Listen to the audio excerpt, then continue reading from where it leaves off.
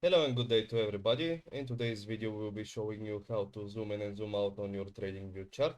Quickly, before that, MEXC, our sponsors for today's video. If you want $525 worth of things to buy on their website for free, head on over there, links down below. Other link down below is from FTMO. Want to trade with other people's money? Want to keep the earnings for yourself?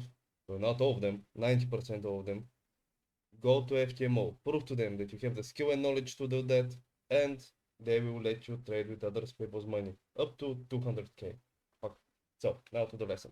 Usually, you know, when you have your auto turned on here and you try to scroll on, your trading view chart goes bananas usually, and you're not quite sure what to do.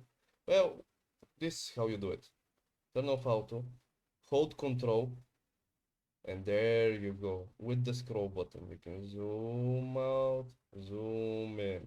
Also, maybe if you want to turn the auto back on, you can do it with it too as well.